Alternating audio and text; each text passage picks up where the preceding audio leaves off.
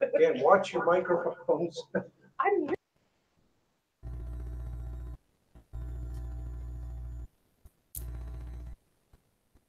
It's Ken.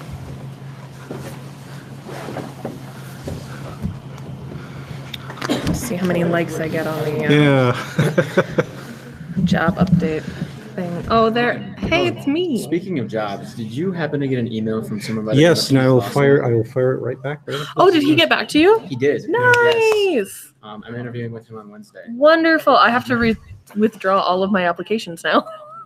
Okay, gang, y'all ready? I got a job at Mayo. You did? Yeah. Holy cow! This morning, I accepted this. Exciting. Yeah.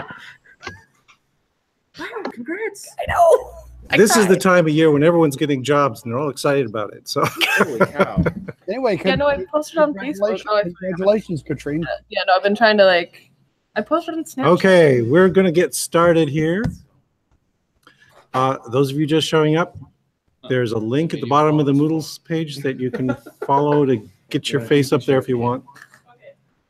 Okay. It's funny because I can see myself here, and I'm up there. I don't like this. This is weird. It's confusing, right? Okay. I think we're ready. You can start telling us all about it, and I bet you these guys will have questions. Hi, can you guys see and hear me okay? Yep. Okay, very good. Thanks a lot. So anyway, good afternoon. I'm Ken Miller. I'm a cell biologist. I'm a professor at Brown University in Providence, Rhode Island. And I have a brief introduction from your professor in terms of what you'd like to talk about. And I'll give a really, really brief introduction to how I got into this. I came to Brown as a professor in 1980. And in my very first semester here, I taught an intro bio course in the fall. I still teach that. And in the spring, I had no teaching obligations for one semester. So I could get my lab set up, get my equipment running, all that other sort of cool stuff. And a group of students came to me at the beginning of that spring semester, and they complimented me as a lecturer and a public speaker, and they asked, how'd you get to be such a good public speaker? Well, I thought it was a compliment. It was actually self-serving for them. And I told them, well, I was the kind of kid who, ran for things in high school. I was a student body president in high school and stuff like that. Raise your hand, by the way. I can see some of your faces. Have any of you ever heard of Boys State or Girls State? Good. Couple hands went up. Okay. I went to Boys State in New Jersey, where I grew up, and I was elected the governor of Boys State. So I went all over the state my senior year giving speeches and stuff like that. So I got a lot of public speaking experience. And then I made a mistake, and I told the students that I'd also done debate in high school. And they said, oh, cool, that's great. Because we are Campus Crusade for Christ. And we have invited the country's foremost scientific creationist, a guy named Henry Morris, to come to Brown, and he's challenged any faculty member to debate the theory of evolution. So you said you were a debater, so why don't you debate him? And I told the students to get lost. I was a cell biologist. I didn't know anything about evolution. Go away. But they persisted, and eventually, maybe against my better judgment, they talked me into it. And you guys are not going to believe this, okay? But the year is important. It's 1981. 2 states, Arkansas and Louisiana, had just passed laws requiring that so-called creation science be taught alongside biology in every public school in those states. Neither law had yet been tested in the court. So a lot of people thought, man, maybe this new emerging groovy brand of science. So the students sold tickets to this event.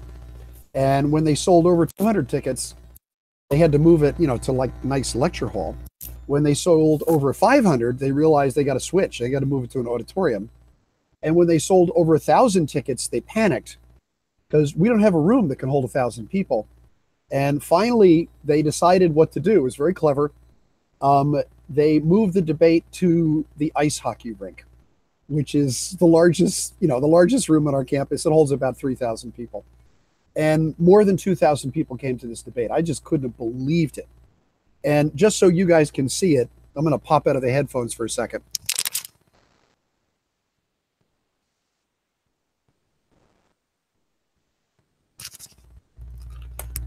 I have a lot of souvenirs hanging on the wall in my office. This is one of them.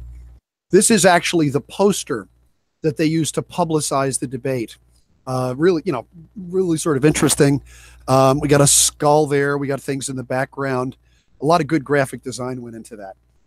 And I debated Henry Morris for, well on 3 hours.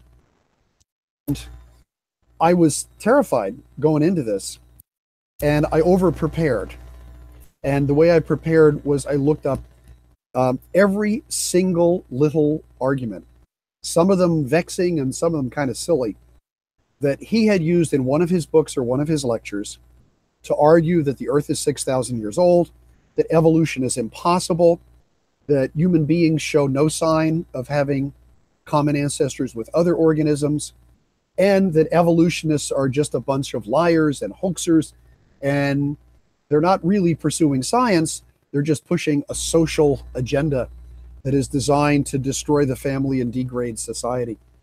I'm a very visual guy. I'm a microscopist by training, so I'm used to giving seminars with lots of microscope images. And I made up nearly 150 35 millimeter slides to show in this huge auditorium. This is in the days before PowerPoint, so you don't make up these in a computer. These are actual photographic slides. And every time he had an argument, I had a slide for it. So I was able to answer just one after another, after another, after another, to the point where Morris actually became quite frustrated.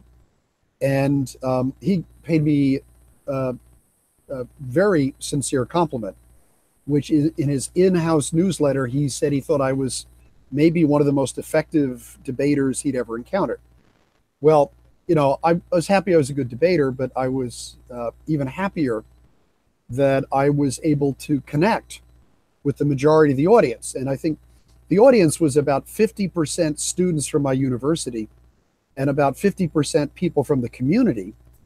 And the community in this case was largely organized church groups that came in on buses, like Cranston Baptist Church and Eastside Christian Fellowship and all that other sort of stuff. And I think one of the things that surprised Morris, one of the things that surprised me, is he immediately decided he would play the atheist card by saying that evolution was inherently atheistic. And, my jaw just dropped because this is the first time I ever encountered one of these guys. And I said, well, a lot of my colleagues are non-believers. That's pretty common in science, but a lot of them aren't. And I said, I happen to be a Roman Catholic. I never hid that fact. And he didn't quite know how to react to that. But as the debate went on, I realized that in order to appeal to the people in the audience, what I had to do was to put my arguments together in a way that would appeal to them and their own sense of truth and their own sense of what science should be. And what I, of course, avoided doing is I avoided attacking anyone because they were Christians or because I didn't exactly agree with their theology, but rather I tried to emphasize something, and that is what every person ought to care about, and certainly what every Christian ought to care about, is what is true. What is the nature of life? Does life have a history? What is the history of our species? And I tried to present that at that first debate. I'm more experienced in it now, but I tried to present that in that first debate as fair, in as fair a manner as I could, in as even-handed a manner as I could, and above all, and this is really important, without doing what people call an ad hominem attack, meaning without attacking a person. Now, Henry Morris was Dr. Henry Morris. His doctorate was in hydraulic engineering. So his scientific background, such as it is basically engineering fluid flows strength of materials in pipes, aqueduct distribution, stuff like that. I could have gotten really snooty and say, hey, my PhD is actually in biology. So therefore, I actually know something about science. You should never, ever argue with somebody by thumping your own credentials. It sounds snotty, it turns people off, and it also sounds like, believe me because of who I am, rather than believe me because what I say is true and logical and correct and supported by evidence. And whenever I've been in a situation, and this debate went so well that I was invited to debate Henry Morris and another guy named Dwayne Gish, I think a total of 4 more times, and gradually developed a strategy for appealing either to a crowd that I knew walked into the room and was very much against me, or at least was skeptical of me. And that is by avoiding anything personal, avoiding attacking the values of the people I want to convince, and instead trying to ask myself, what are their values? What do they care about? And then trying to frame my argument in the context of their values. Now, what I don't mean by that is trying to sugarcoat something to make it seem appealing to someone else. What I mean is asking myself, what's important to you? What do you care about?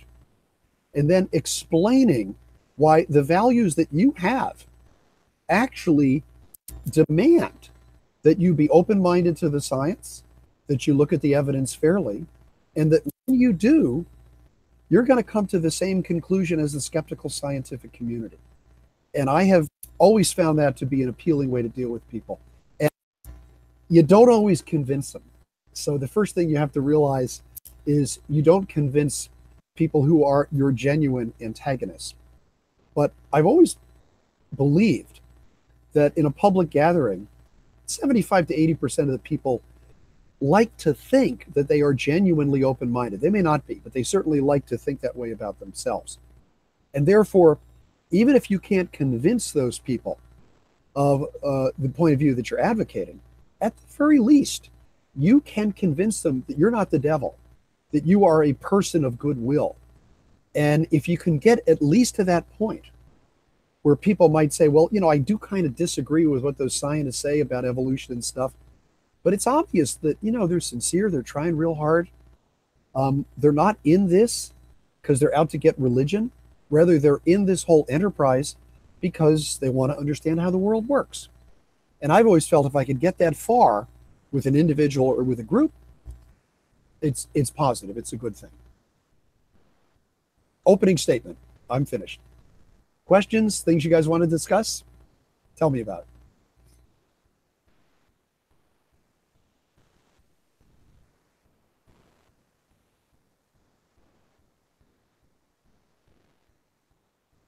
I hear silence. Is that how it is in the room? They've all been told that they have to keep their computers on mute so we don't get lots of echo. Oh, I understand that, but presumably at some point someone might like to ask a question. Yes, and they're all start waiting talking. to be the first to unmute. Okay, let me tell you one thing that came up prior to that debate that has always blown my mind. I'm reading some of the creationist literature, and a lot of the literature tries to convince people that the Earth is not 4.5 billion years old, the universe isn't 14 billion, and so forth. And one of the arguments that they came up with was there is a certain rate at which material from meteorites falls into the Earth. And they had an article, actual published article, giving the rate.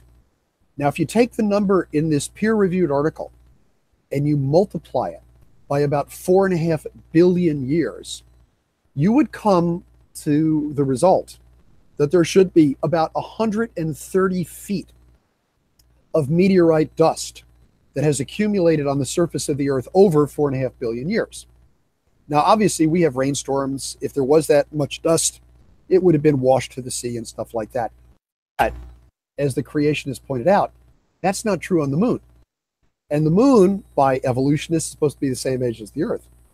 And there's no rainstorms on the moon. So why isn't there 135 feet of dust on the surface of the moon? Why, when Neil Armstrong stepped off the lunar lander, why didn't he just disappear into this huge sea of dust? Well, I looked up the articles and stuff, and it seemed to say that. The article that they cited, by the way, was published in 1960. And I called up, I just come to Brown from the other university where I taught. I called up people in astronomy at the other university, and I threw the argument to them, and they all said, well, this is insane, this is idiotic, but they didn't know how to refute it. So then I played a long shot, okay? It's based on a story that my mother's sister, my aunt, who's a nurse, by the way, had always told me. And what she had told me, she grew up, as I did, in a little town, New Jersey, called Rahway, New Jersey. And she's always claimed that not only was she in the same graduating class as Carl Sagan, the astronomer and author, but that Carl Sagan had taken her to her senior prom. There are no pictures of this. I never really believed it. But I called up my Aunt Doris and I said, was that true, Aunt Doris? She said, absolutely. I'll show you how he signed my yearbook, love Carl, and all this other sort of stuff. So I said, okay. Dr. Sagan was then at Cornell University. Okay, so I write out a letter to Carl Sagan and I explain, here's this argument, man, I don't know how to do it. And then, by the way, I'm a graduate of the same high school as you, and I think you may know my aunt, the former Doris Hamill. So I didn't know it at the time. But Carl Sagan was at that point in between wife number 2 and wife number 3. I got a reply from him like 2 days later. And the first line of the reply was, how is Doris? Which I thought was pretty funny. And he then explained exactly why that 1960 paper was the wrong paper to rely upon. And that is the Swedish scientist who did it had actually measured not meteorites, but nickel accumulation, thinking that nickel, which is common in meteorites but rare on the Earth's surface, must come from meteorites. And in fact, most atmospheric nickel actually comes from metal refining operations in places like Japan, China, the Ruhr Valley, Pittsburgh, and so forth. So when NASA actually was able to send satellites into space and measure meteorites, meteorite accumulation, they got a different value. And he pointed me to the publication with that more recent, more accurate value. And when you multiply that value by 4.5 billion years, you get 1.5 centimeters of dust. And that's exactly what's on the surface of the moon. So in the anticipation of the debate, I wondered if Dr. Morris would make this argument. He did. And I had a 35 millimeter slide prepared showing the old article, showing why that was incorrect, a snippet of the note from Carl Sagan, who, believe me, was famous at the time. Everybody knew him. And then the real calculation. And then basically said, when you look to the real data and you look at the actual lunar expedition, it turns out the amount of dust on the moon is indeed an accurate indicator of the age of the moon. And what it tells us is the moon is 4.5 billion years old. And that kind of argument, where you put it in terms that are simple enough for people to understand with math that they can actually do, or they can look at the slide and see it done, enables them basically, I think, to construct in their own minds a chain of reasoning that says, gee, the creationist was wrong and the evolution guy was right. And if you can get a few examples of that, it goes a long way towards convincing people.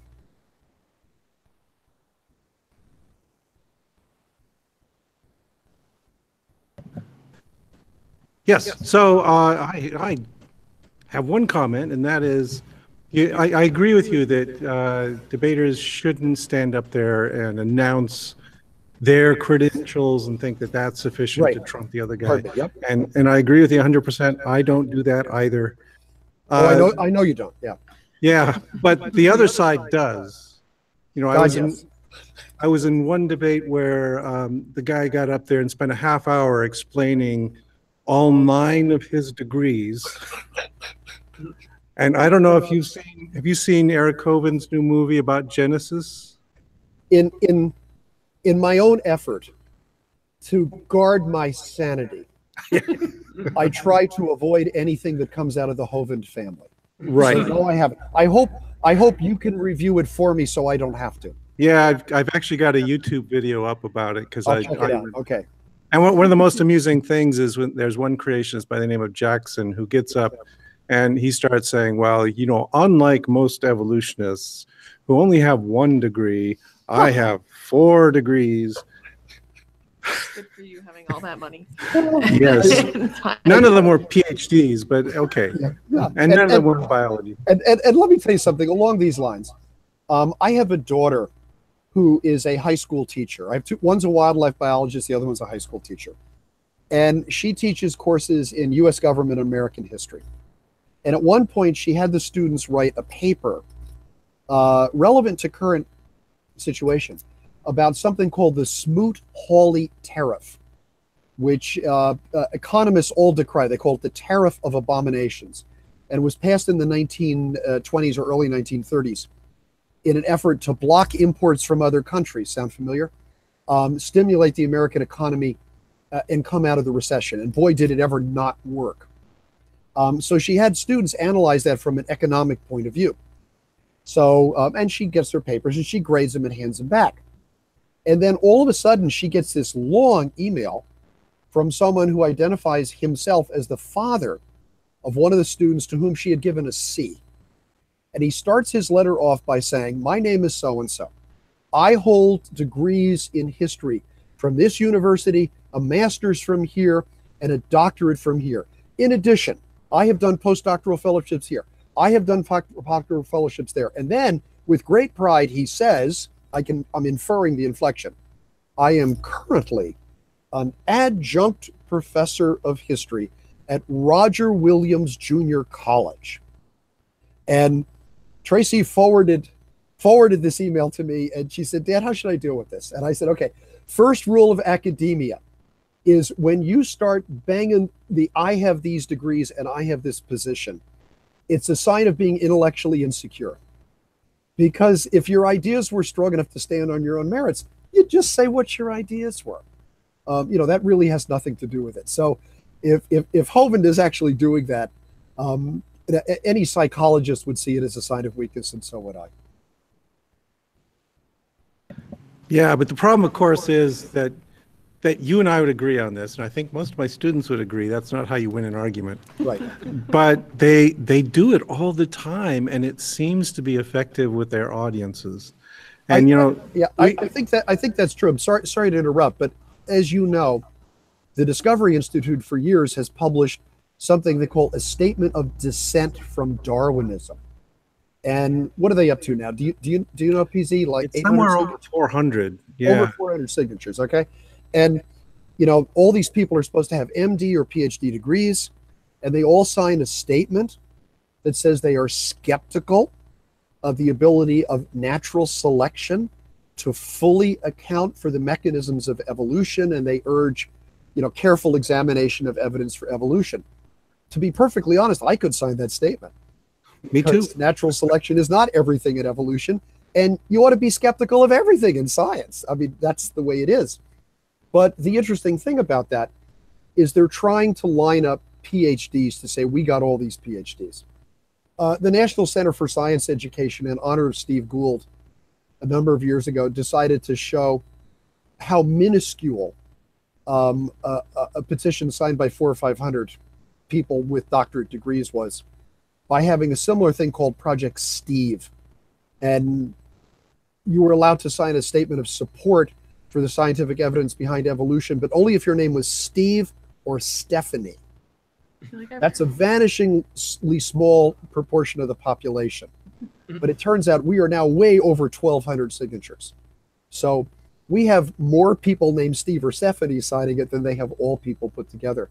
And, if you can get people to laugh at the other side in terms of how trivial it is, and laugh in a nice way that shows how ridiculous the other side is, that's also a very effective method of making your point. And you are right that many lay people are indeed impressed by degrees. And I try to diffuse that in a number of ways, which is no one is less impressed by a PhD than somebody who already has one. We know very well, the old joke is what the letters PhD really stand for are piled higher and deeper. And you can just imagine what I'm talking about in terms of piled higher and deeper. That's not a way of ridiculing learning.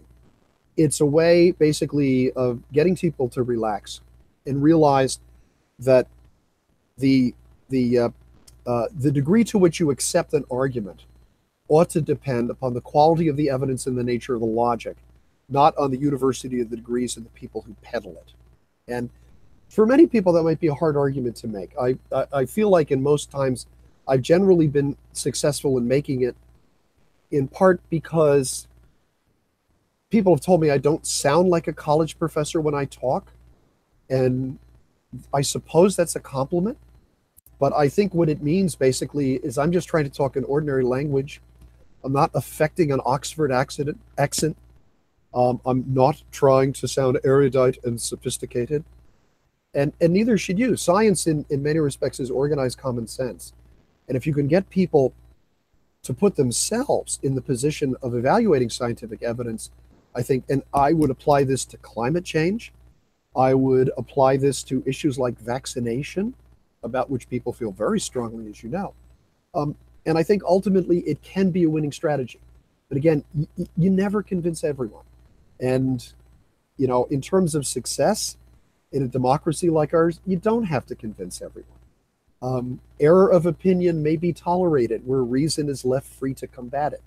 Our third president said that. It was a pretty sensible thing to say.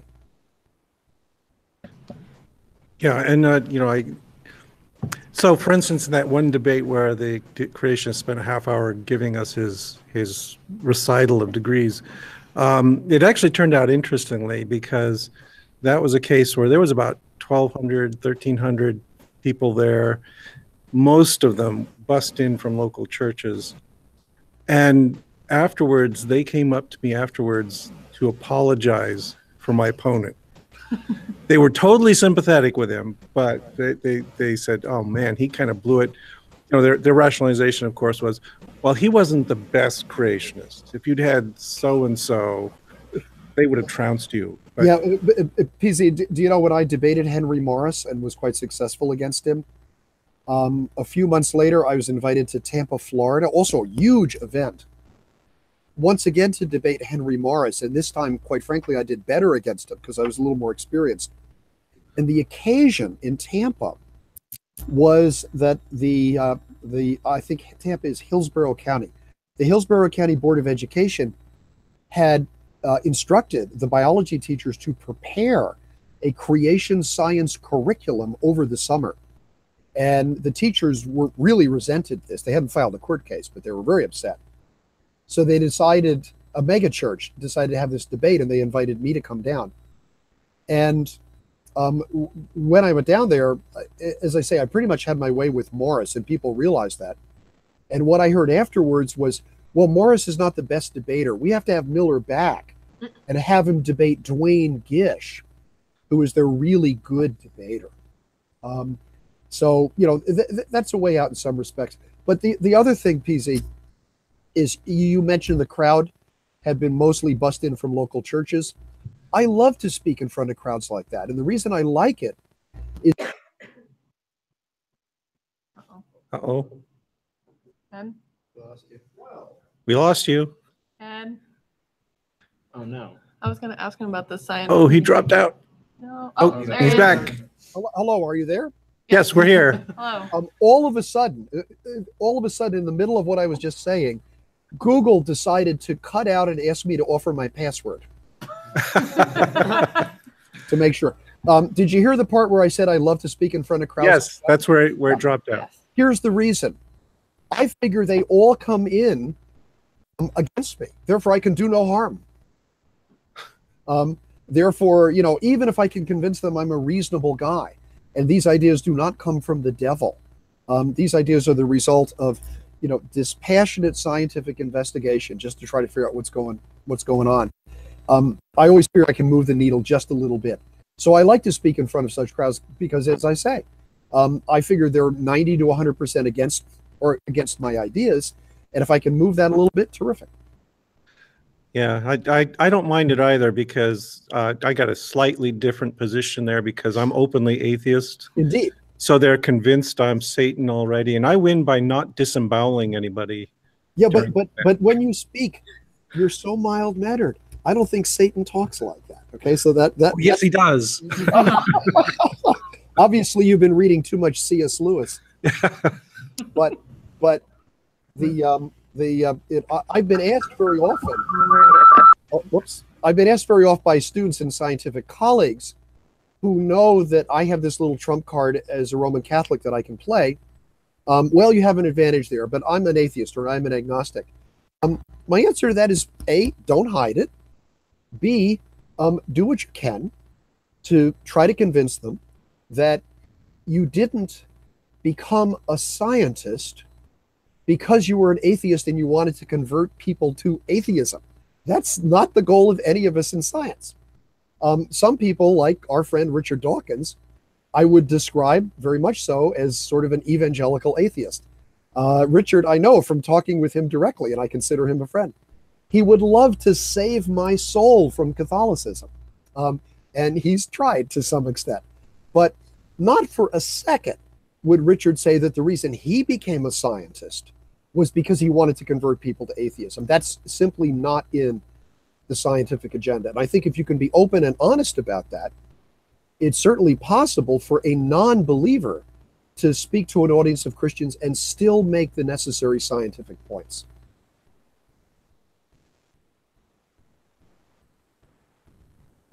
Here's. Oh, no, I'm not.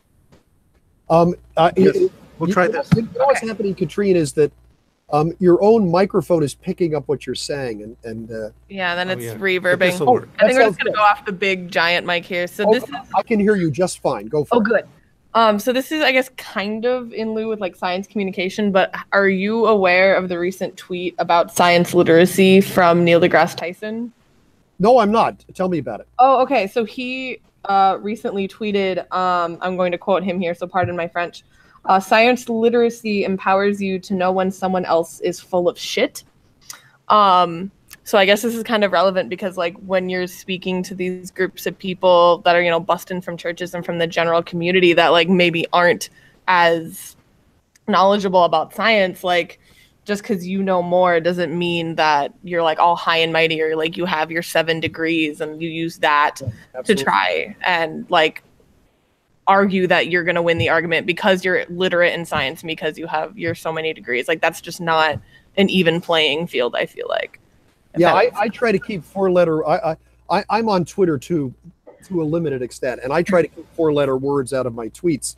The way I would paraphrase Dr. Tyson is to say that science is the ultimate BS detector, and I don't think most people would find that objectionable. And indeed, that's of course exactly what he meant. Mm-hmm. But to be perfectly honest, when you say detect that someone else is full of shit, with all due respect to Neil deGrasse Tyson, whom I love, who is a great scientific communicator, and I want to see more of him on TV in the public square and everywhere else because I think he's terrific. I think as everybody in the scientific community does. When you say someone else is full of shit, that's insulting to the other person. It causes people to get their hackles up. Mm-hmm. And if the way that I would put it is to say it's the ultimate BS detector. So then I'm talking about the thing that someone might be saying as opposed to someone else being full of you know what. Yeah. And again, it's very important in conducting any kind of two-way discussion or any kind of public interaction or debate to avoid things that are going to put people on the defensive for good reason because you've been insulted. Mm-hmm. And I have a brand new trade book that just came out, so I've been doing some radio and TV interviews for it and some podcasts. And one of the questions I was asked, and I think this was in a podcast interview I had with Scientific American, is how do you manage in a contentious situation where the other side or the person you're talking to is quite hostile to your point of view? How do you learn how to keep your cool under those circumstances and to do what I'm advising, which is to keep the focus on the issues rather than the personalities? Is there anything you'd recommend? And my answer was only half flippant, was become a sports official. I umpire NCAA and high school fast pitch softball. So I am an intercollegiate umpire. In fact, tomorrow, Saturday, I have 3 games to umpire in the finals of the Massachusetts Collegiate Athletic Conference playoffs in softball. This is a D3 conference, and we have a lot of good D3 softball in Massachusetts. And I've been doing this for 20 years, and I've learned how to deal with people who disagree with my calls. And one of the ways in which you disagree with them is you always, always, always, always keep your cool. Because if a coach comes out and starts yelling at you and you yell back, you've created equivalency. It just means there's two fools out there in the field. But if a coach comes out and yells at you and you listen to it calmly and you say, Coach, okay, here's what I saw. Here's the angle I saw it from. And I'm sure you agree that if that's how I saw it, that's how I had to make the call. Isn't that right? Now, don't get me wrong. It's not like every coach I say that to says, oh, yes, Blue, I understand you, and they go back to the bench quietly. They're still pissed off, okay? Maybe I have blown a call. Maybe we made a call against their team. But and you talk to anybody who referees basketball or soccer or hockey or anything, and they'll tell you exactly the same thing I did, which is what you do is contentious. People disagree with you on every single one of them, or almost every single one. And you have to find a way to state your case, be respectful to the other person, and allow the heat of the moment to dissipate in light of how you saw the facts. And at least I have always felt that being a sports official has given me exactly the right temperament to deal with people with whom I disagree scientifically. So I'm not telling everybody, quick, go out there and start refereeing or umpiring intramural sports. I'm just telling you that the more you find yourself in contentious situations, the better you're going to be at dealing with them, and the more easily you'll be able to communicate with other people.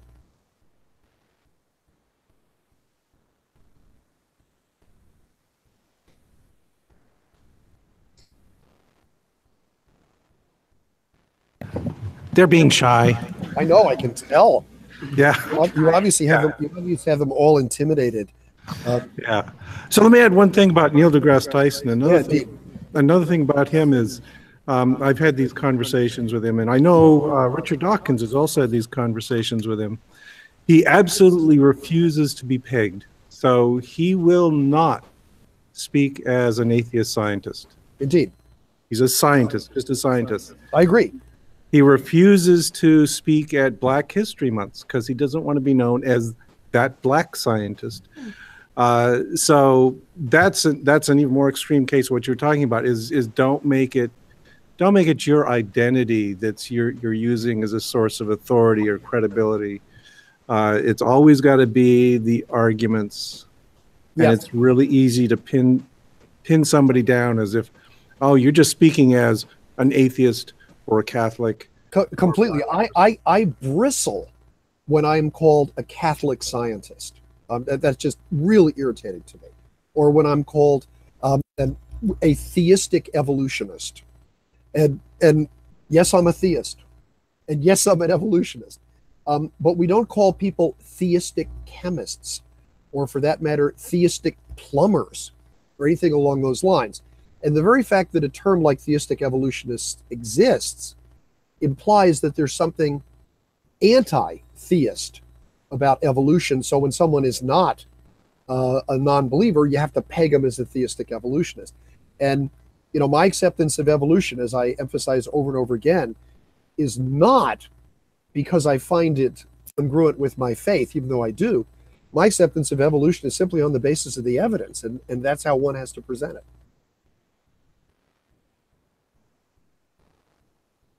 If I did try to demand that my plumber be an atheist, I'd never get my plumbing fixed. So that's always a concern. my friends in Great Britain say if they had to demand that their plumbers speak English, they would never get one, because there's this stereotype. There's this stereotype that all plumbers in the United Kingdom are Polish. Because the old Polish communist state had a really good vocational training program, apparently, in plumbing. And when the EU came along and the passport barriers went down, an awful lot of them realized, hey, you go to England, you can make a really good living as a plumber. And where they went. Uh-huh. Somebody else speak up. This is your opportunity. I have a question. Oh. Is there a way to unmute this? Easiest if I do this. Okay. Have you ever, I guess I have two questions for you. One of them being, have you ever debated alongside somebody? Yes. You have. Okay. Have you ever come across a situation where the person you are debating alongside becomes more aggressive than you would like them to be as well? So exactly what you say that you would not like to be. I've done this twice, and actually, in both times, I'm the more aggressive person. So, and I'll tell you the two times. After I had debated Henry Morris twice and Dwayne Gish twice, all of this is in the early 1980s. I was invited to go to Arizona State University and debate both Henry Morris and Dwayne Gish, you might say in tag team, with an Evergreen State University professor named David Milne, M-I-L-N-E. And David, whom I didn't know prior to that time, had written an article, I think, in the American Biology Teacher, this is the early 1980s, called How to Debate a Creationist and Win. And the people hosting the event thought he'd be perfect. And what happened, David and I both got to Arizona 2 days ahead of the debate.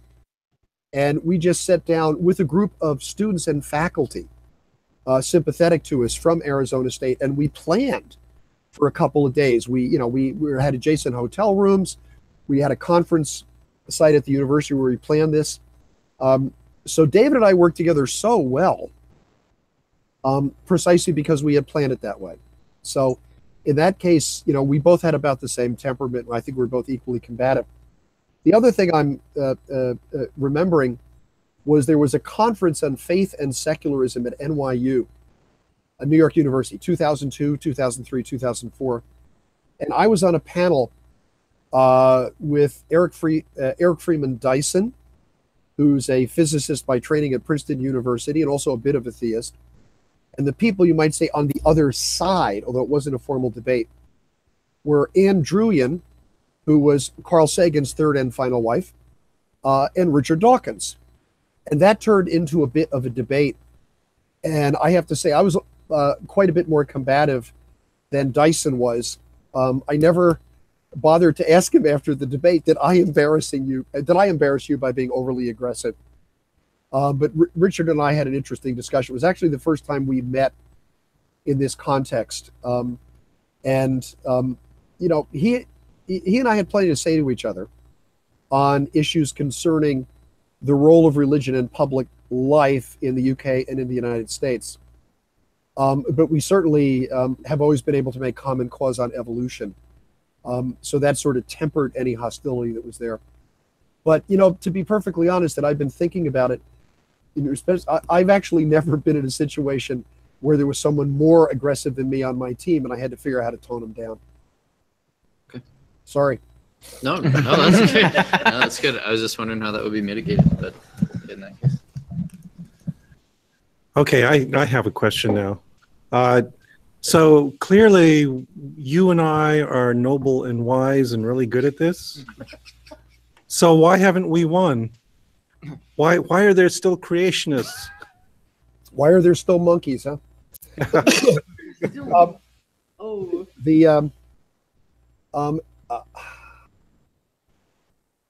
Well, to paraphrase Abraham Lincoln, well, I would paraphrase Abraham Lincoln. I was going to do the old joke about fooling some of the people some of the time, some of the people all the time, but you can't fool all the people all the time. There is, first of all, I think we are winning. And what I mean by that is that Gallup polls on support for creationism in the United States have hit a new low. Now, the low is too high. I think it's 36 or 37% of Americans, when polled, say that human beings were created in pretty much their present form less than 10,000 years ago, which, of course, is absolute nonsense. But that's a lower percentage than any time in the last 25 years. And in addition to that, the percentage who say that human beings appeared by evolution or that human beings appeared by evolution guided by God is over 50%. So I think that's some progress. I also think it's progress that the official published school curricula of every single American state. And yeah, I mean, even Louisiana, even Texas, even Oklahoma have evolution in the science standards. And none of them have intelligent design. None of them have creationism. Now, that doesn't mean that's what's actually taught in the schools.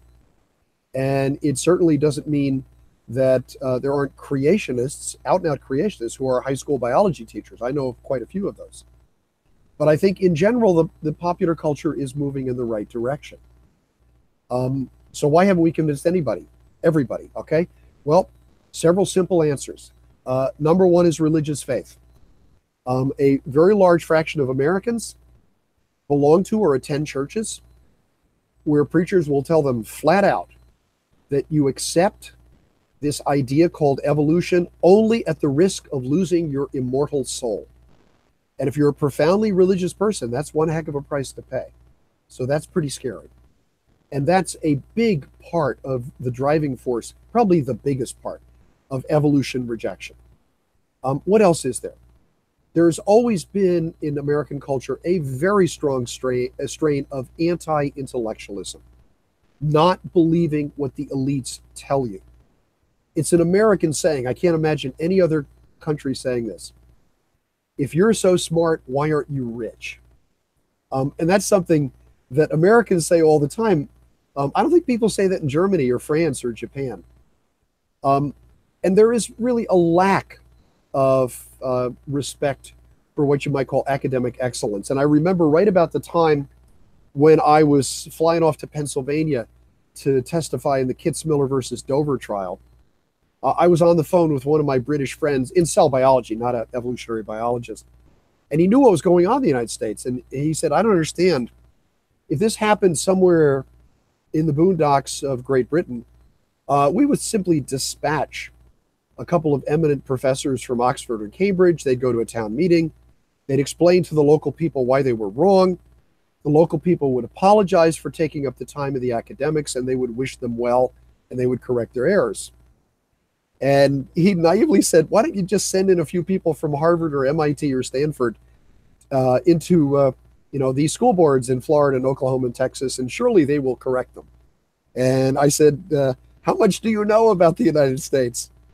If a famous Harvard professor came in the middle of a town meeting and Podunkville somewhere, the local people might listen, but at the end of it, they would basically go and say, this is America. We're going to teach our kids what we want. And a large part, therefore, of this is not just the religious motivation. It's also the fact that we have local control over public schools.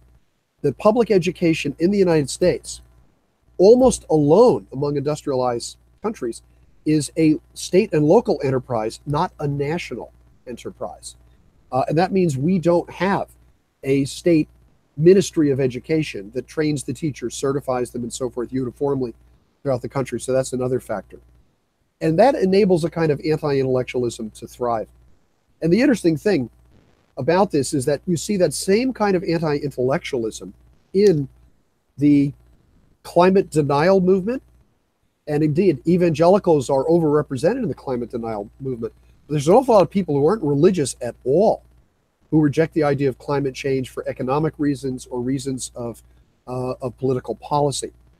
The same is also true in the anti-vaccine movement and in the movement against GMOs. And in GMOs in particular, you will see people decrying expert science by saying, of course, all you experts are in bed with big seed companies or big pharmaceutical companies or something like that. So I think it's this almost admirable American quality to distrust experts that accounts for this. But I also think we're making progress. I also think that even given the current administration in Washington, I do this every time I think about them, even given the current administration, a majority of Americans think climate change is real. A majority of Americans now support evolution. And I think what's necessary is for the scientific community to get down out of the ivory tower, get off our high horses, speak to people in ordinary language, do what Neil deGrasse Tyson does, popularize science. All too often, within the academic community, there's a tendency to look down our noses at people who popularize science, at people who do what you do with a widely read blog all over the country and say that's not real science. Well, it sure is real science advocacy. And I think we need to do more of that within the scientific community. So I think a little chunk of the blame belongs to the scientific community for being too willing to ignore what's going on in the popular square and simply concentrate on our own work. Another side of it too is, as you mentioned, things like school boards. And the other side is really, really good at realizing that school boards are great places to obtain local influence. And our side isn't.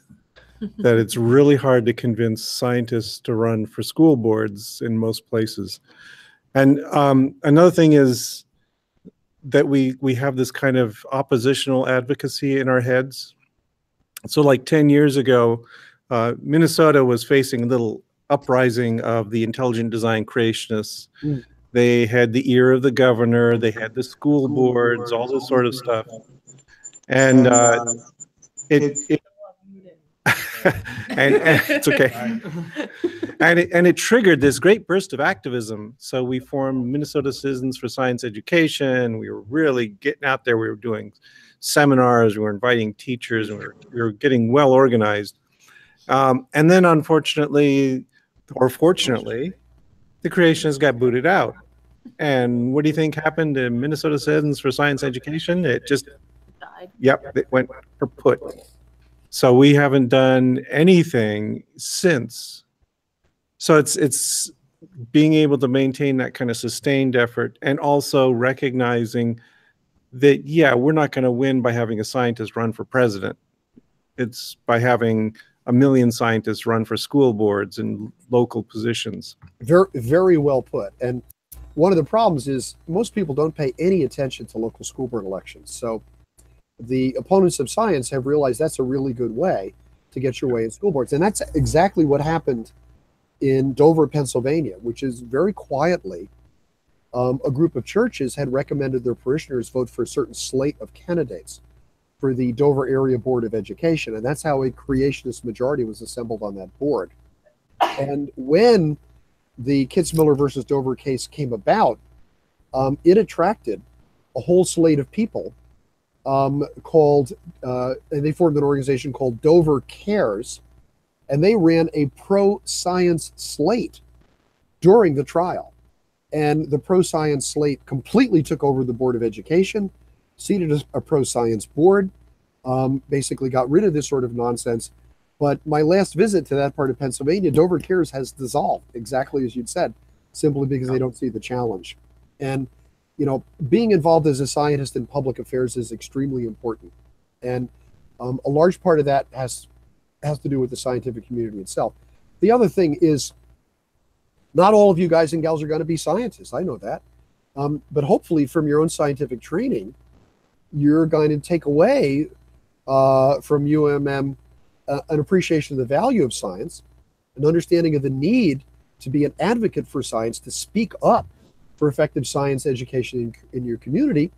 And when you form families and have children of your own, I'm hoping you'll take a really active interest in how science is taught, K through 8 and in high schools, in the areas where you eventually end up living. You know, for better or for worse, and despite all of the perversions of big money and corporate influences, this is still a democracy at the grassroots, certainly at the local level. And democracies only work if educated, informed people pay attention to them and are active in them. And that's an important point for everybody to take away from this. Yeah. So years ago, the Democratic Party here put out a call for people for the school board. And I went to the meeting and I actually nominated myself. You cannot imagine the looks of horror from all the other. They discouraged me. No, from all the other Democrats. They all sort of said, maybe you're not our most promising candidate. Yeah, well, I've never served on a school board, but I've actually run for and held elective office twice in my town. Once on the planning board and once on the conservation committee. And Massachusetts, where I live, when your town is of a certain size, and Rehoboth, where I live, is only about 8,500 citizens, we actually govern by town meeting. It means once a year or twice a year, we gather in the gymnasium or the auditorium of the local high school, and every citizen in town, in effect, is a legislator. And that's an interesting exercise in grassroots democracy. And, you know, it's we have enough well-meaning and public-spirited people in town to make this work. But that's what it requires: constant interest and constant involvement. Yeah, so one of my colleagues here at UMM is very active in local politics, and she's on city planning commissions and things like that. And I think that's, you know, it's not an elected position, and I think that's a good approach to take, is to get involved at whatever level you can. Hear that, everyone? Graduate first. Oh yeah, graduate first. Okay, that's kind of important. Anyone else got anything to say? You're so quiet. I'll put in one good word for somebody whose articles have meant a lot to me. PZ, have you discussed Dan Cahan of Yale and his ideas? No, I haven't. You know who I'm talking about, don't you? Yeah, go ahead and tell them all about it. Okay. Dan Cahan is a professor at Yale Law School, but he's also a psychologist. And he specializes in the psychology of convincing people. And he conducted a series of studies only a few years ago on how to convince people about the reality of climate change. So it's Dan, D-A-N, Cahan, K-A-H-A-N. You can find him all over the internet if you Google. And eventually, he came up with the finding that flooding people with facts about climate change, global warming, sea level rise, stuff like that, not only doesn't always convince them, sometimes it pushes them in the opposite direction, because it makes them harden their views and see you as someone in opposition to them. And what matters, Cahan says, is something he calls cultural cognition, which is you have to develop an argument that makes it possible for people to accept what you're saying without turning their backs on the cultural group with whom they identify. And part of his idea is something along the lines of what he called the trusted messenger idea, which is people are more likely to be convinced if they're presented with a message that's delivered by someone with whom they identify. They don't have to trust them personally in the sense of like your neighbor or your best friends, but they had to identify with them as a member, let's say, of their own cultural group. And I feel like I've learned a lot from studying Cahan's ideas about cultural cognition, the way people accept or reject arguments based on whether or not it hurts their identity with the cultural group. And this is one of the things that makes convincing deeply religious fundamentalist people of the reality of evolution so difficult, is because for many of them, accepting evolution would mean breaking ties with the cultural group with whom they identify. And therefore, in convincing them, one has to put the arguments you present in the context of their own cultural values so that they can see why, to be true to the values that they hold, they should accept their ideas, your ideas. That's not that easy to do. But Cahan is very provocative and very convincing all along these lines, and he's worth reading.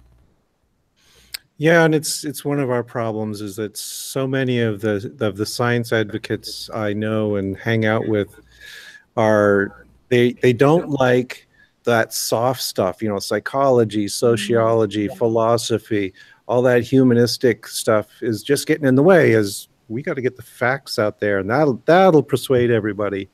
And so they've essentially cut away the people who would be the voice of the kind of thing you're talking about, where they would be the advocates for, you know, a broader based approach.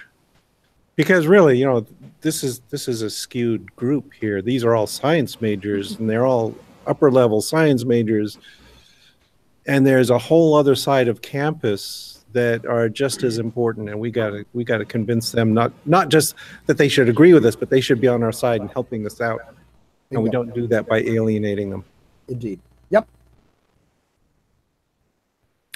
Okay, well, Very good. I think we've run out of time.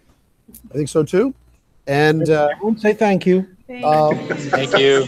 And ladies and gentlemen, thank you. I've really enjoyed the discussion. If you have any questions, believe me, I'm real easy to find on email. So Yeah. feel free to blast me an email at any time. And PZ, thanks for the opportunity. Oh, yeah. Thank you. Okay. Bye-bye. Okay. Very good. All right.